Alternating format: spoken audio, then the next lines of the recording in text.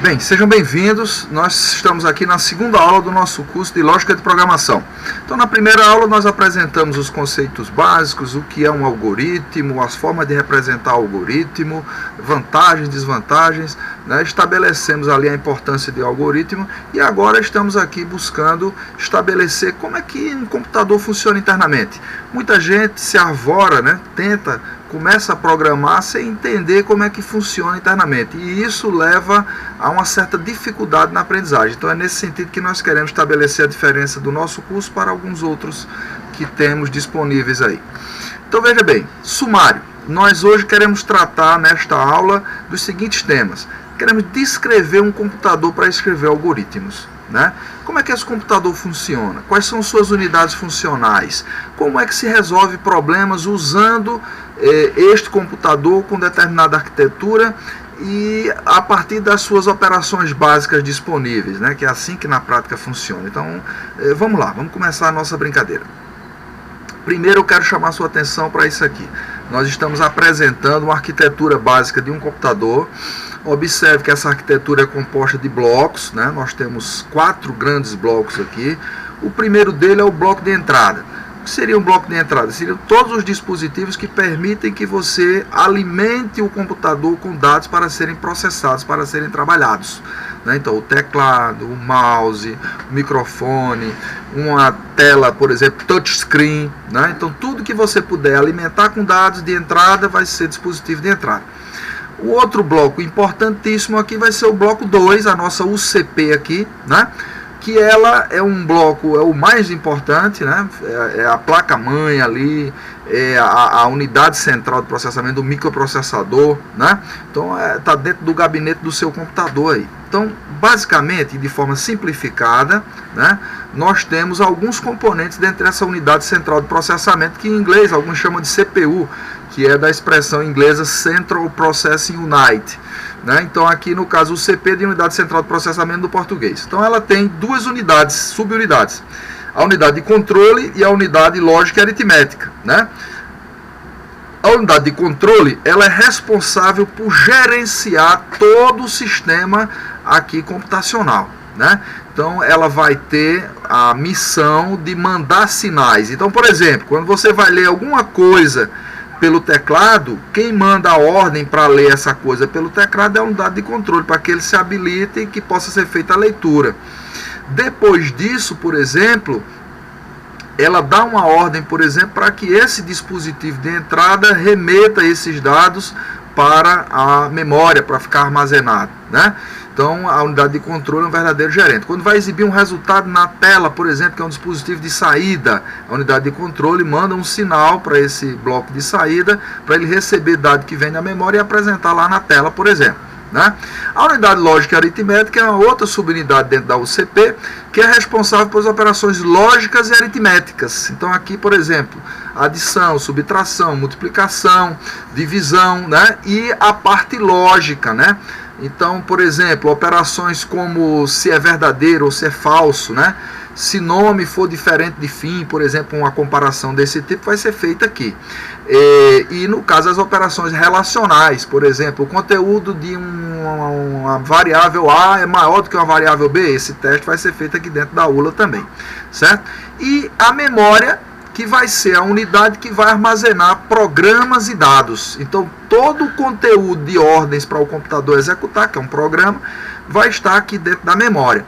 E os dados, eles não ficam aqui dentro da unidade central de processamento, nem do dispositivo de entrada, nem de saída. Eles ficam permanentemente guardados, armazenados, para serem trabalhados na memória, né? E o dispositivo de saída, né? Que vai ser aqui uma tela, uma impressora, onde você recebe os resultados do processamento que é feito aqui na UCP.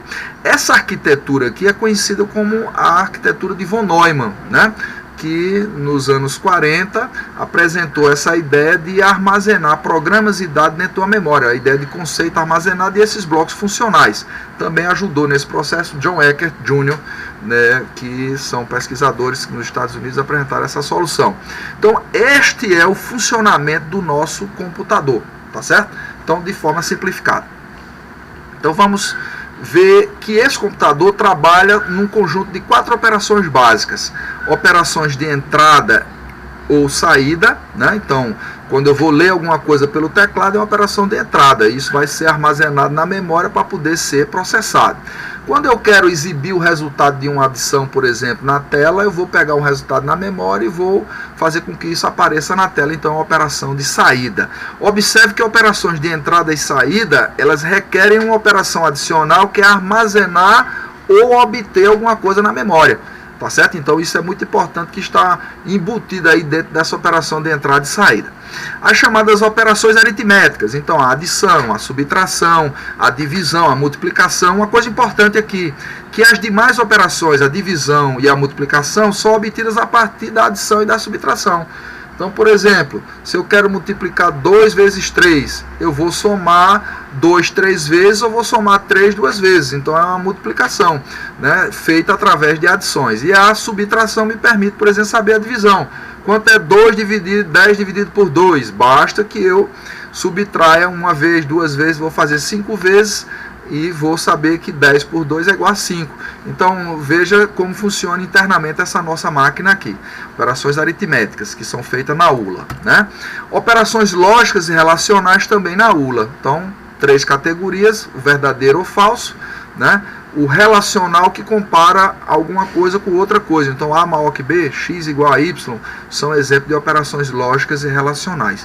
E a categoria 4, que é a movimentação entre essas unidades funcionais. Então, por exemplo, quando você lê alguma coisa do teclado, essa entrada que você digitou vai ficar guardada na memória. Então, movimentação do dispositivo de entrada para a memória.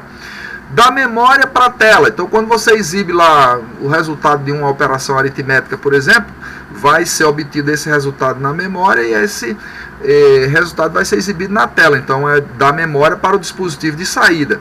Da memória para a ULA. Então, por exemplo, se eu quero fazer uma operação matemática, eu tenho que trazer esse operando da memória para que a ULA possa trabalhar com ele. Se são, vamos supor, eu vou somar 3 mais 5, então eu tenho que trazer o conteúdo que guarda o 3, eu tenho que trazer o conteúdo que guarda o 5 e dar ordem para a ULA, então a unidade de controle diz some, então 3 mais 5, 8.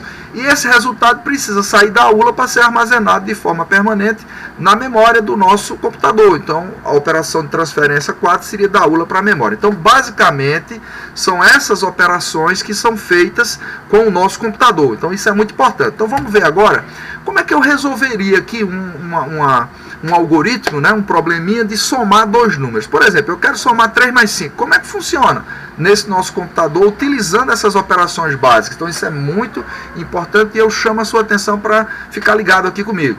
Então, veja bem, eu diria que a solução do problema de resolver 2 números é saber quais são os números. Então, eu vou ter que ler, você vai ter que digitar pelo teclado um número 1 e um número 2, N1 e N2. Tá certo? Então eu tenho que saber. Então eu vou ter que ter operações de ler. Digite um número.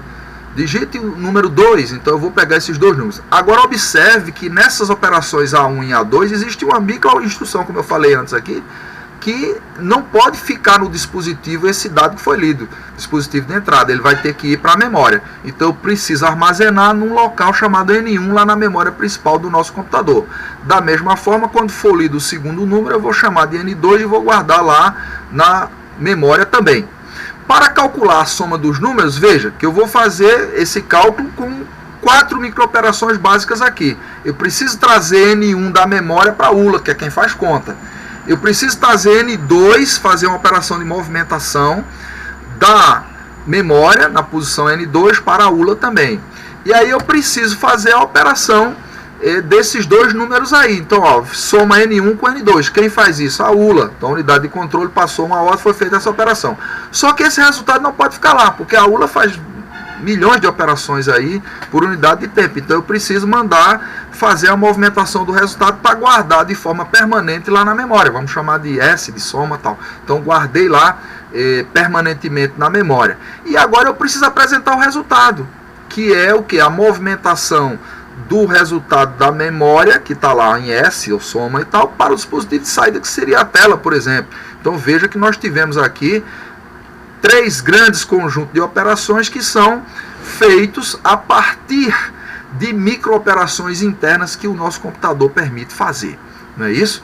Importante. Então veja, na solução do problema, observa-se que temos dois níveis de instruções ou comandos. Alguns deles mais próximos do ser humano, como ler um número, ler N1, ler N2, né? E outros mais próximos da máquina, como movimenta do dispositivo de entrada para a memória, aciona a unidade de controle para dizer a ULA que vai somar 2 operandos internamente e tal. Então isso aqui vai nos abrir conceitos novos que vão ser assunto da próxima aula. Então nós vamos falar sobre o que é uma linguagem de programação, os níveis da linguagem de programação, formas de tradução desses programas para a forma interna, que é a binária, que o computador entende, né? E os paradigmas da linguagem de programação. Então são temas para a nossa próxima aula e eu conto com você.